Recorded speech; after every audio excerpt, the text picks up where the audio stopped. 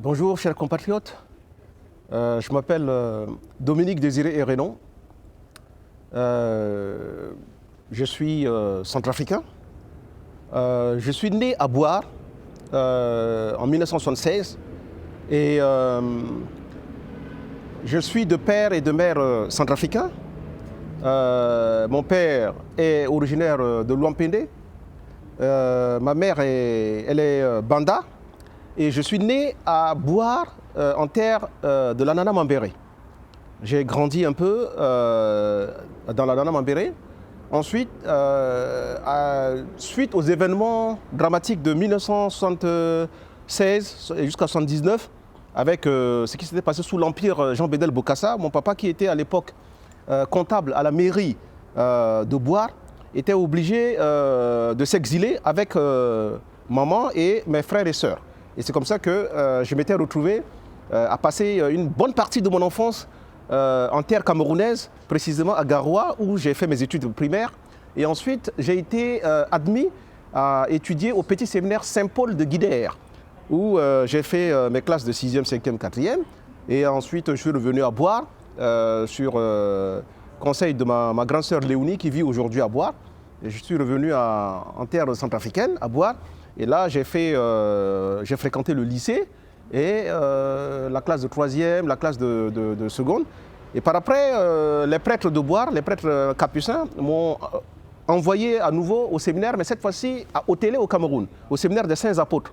Et là-bas, j'ai étudié, ensuite je suis rentré au pays et les prêtres m'ont encore envoyé cette fois-ci au Tchad. Et donc, j'ai étudié à Gorée, chez les pères capucins, au postulat. Et après le postulat, moi je suis rentré en Centrafrique et j'ai passé mon bac que j'ai obtenu en tant que candidat libre au lycée moderne de Boire. Et suite à cela, j'ai été à l'université de Bangui. À l'université de Bangui, j'ai fait des études de droit. Donc j'ai obtenu tour à tour ma licence en droit public, ensuite mon master 1 en droit public, option relations internationales en 2000. Et j'ai donc bénéficié d'une bourse d'études française qui m'a conduit donc à venir en France. Et à Tours, où j'ai atterri, j'ai obtenu mon master 2 en droit public général. Et ensuite, j'ai été à Grenoble pour faire un autre master 2. Donc c'est un master 2 en droit international et européen avec la mention carrière juridique internationale et européenne qui me permet de travailler dans les organismes internationaux du type onusien, européen ou Union africaine. Et comme j'ai constaté qu'en Centrafrique, il y a un problème d'enseignants, j'ai préféré laisser de côté ma carrière qui était envisagée au niveau international grâce à mon Master 2 de Grenoble. Et j'étais venu à l'université de Paris 1 Panthéon-Sorbonne où j'ai été admis à faire mon doctorat en droit public. Et donc ce doctorat s'est bien passé, j'ai effectué mes recherches en droit constitutionnel. Et j'ai obtenu donc mon doctorat le 26 janvier 2015, ici à Paris 1, à la Sorbonne. J'ai soutenu ma thèse et j'ai obtenu mon doctorat en droit public, en droit constitutionnel. Et suite à cela, j'étais reparti en Centrafrique en octobre de la même année, en 2015. J'ai commencé à enseigner à l'université de Bangui en tant que vacataire. Et à l'époque, le président de l'Assemblée nationale, Abdou Karim Ekasoa, m'avait fait appel pour l'aider dans son cabinet en tant que chargé de mission en matière juridique, ce que j'ai accepté pour servir le pays. Et j'ai par après été recruté comme directeur de la conformité et du respect des normes dans une banque panafricaine qui est à Bangui, qui s'appelle Ecobank. Ecobank, dont le siège se trouve à Lomé, mais j'ai officié en tant que directeur de la conformité et du respect des normes à Bangui au niveau de la direction générale.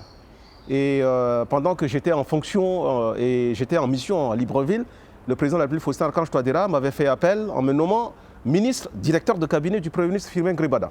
Et donc je m'étais occupé de la coordination de l'action gouvernementale, de la direction de cabinet, des réunions, de la rédaction des discours, notamment la politique générale du Premier ministre Firmin Gribada. Et mes fonctions avaient pris fin. Et quand il y a eu des élections législatives et présidentielles de 2020, j'étais candidat à l'élection législative à Boire 1 pour être député de la nation. Et à l'issue des élections, j'ai perdu. J'ai accepté les résultats en tant que démocrate.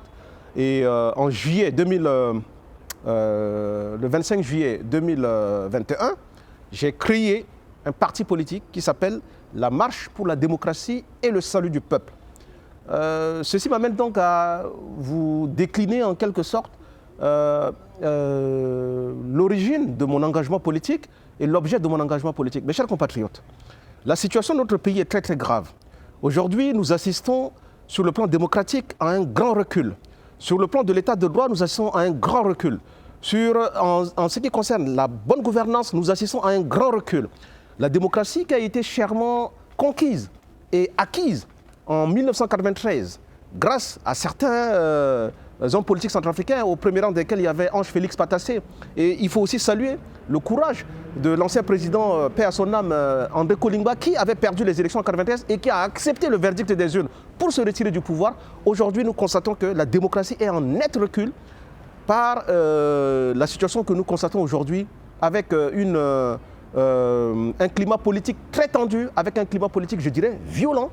Nous avons aujourd'hui un président de la République, Faustin Archange Touadéra, qui fait tout pour se maintenir au pouvoir, qui veut un troisième mandat contre la volonté du peuple, qui veut un troisième mandat au mépris des règles constitutionnelles, qui limite le mandat à 2. Et nous ne pouvons pas l'accepter. Nous, en tant que démocrates, nous ne pouvons pas l'accepter. Parce que la démocratie, c'est aussi la possibilité d'une alternance, mais d'une alternance démocratique, c'est-à-dire une alternance non violente. Non violente. Or, ce que le président est en train de faire, c'est de vouloir opérer un coup d'État constitutionnel pour se maintenir contre la volonté du peuple centrafricain au pouvoir et éventuellement se maintenir à vie président de la République. Ce que nous ne pouvons pas accepter et ce que les Centrafricains n'acceptent pas. Donc l'objet aussi du combat que mène le parti Marche pour la démocratie et le salut du peuple, parti auquel j'appartiens et dont je suis le président en exercice, eh bien il est question que nous nous battions fermement dans le respect des normes démocratiques, dans le respect des lois en vigueur dans notre pays pour que justement la démocratie soit sauvegardée et je dirais soit restaurée parce qu'aujourd'hui il n'y a plus d'espace démocratique en République centrafricaine. L'espace démocratique est totalement réduit et l'espace où l'état de droit peut s'épanouir est totalement réduit.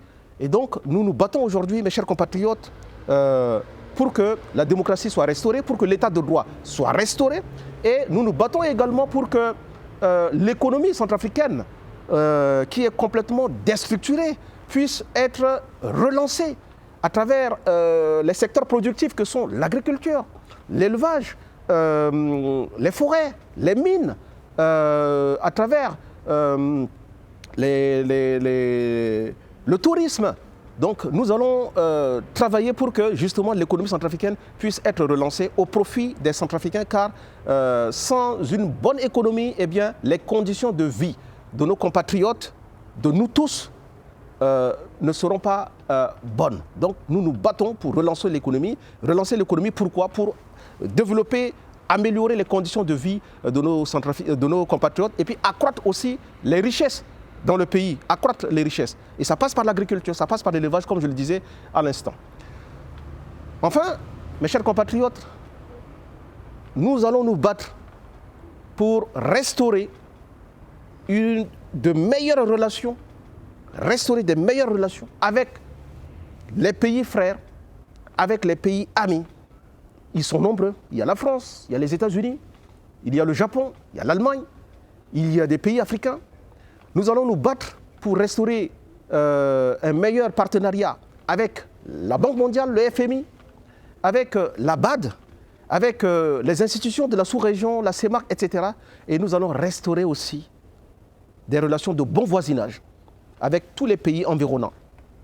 Les 5 pays, le Cameroun, le Tchad, le Congo-Brazzaville, la République démocratique du Congo, la Guinée équatoriale, le Soudan du Sud. C'est l'objet de notre engagement. Nous nous engageons, mes chers compatriotes, parce que nous en avons perçu l'importance. Et nous ne pouvons pas accepter de voir notre pays être dans cet état, dans cette situation. C'est l'objet de notre engagement. Et cet engagement, nous allons le poursuivre jusqu'au bout. Et je tiens ici à vous lancer un appel solennel pour que, mes chers compatriotes, hommes et femmes, jeunes, que nous puissions nous engager, que nous puissions nous tenir la main, afin que nous travaillions ensemble, que nous réfléchissions ensemble sur notre pays, sur les problèmes qui minent notre société, sur les défis auxquels notre société est confrontée.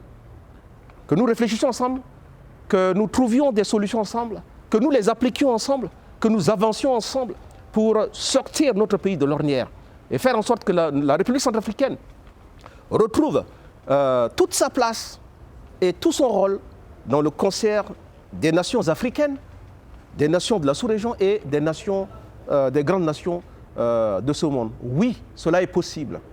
Oui, cela se fera. Mais cela se fera avec vous. Cela se fera avec nous, sans exclusion. Sans exclusion de telle ethnie, de telle ethnie, de telle région, de telle région. Ça se fera sans exclusion des religions. Ça se fera de façon inclusive, mes chers compatriotes. Et c'est ce qui a manqué dans notre pays. Et le message que je vous lance, c'est un message d'espoir. Oui, la situation, on le reconnaît, elle est catastrophique. Mais je vous dis, oui, nous allons nous battre. Et je dis, oui, nous allons y arriver. Mais, comme je l'ai dit, ensemble. Je vous remercie.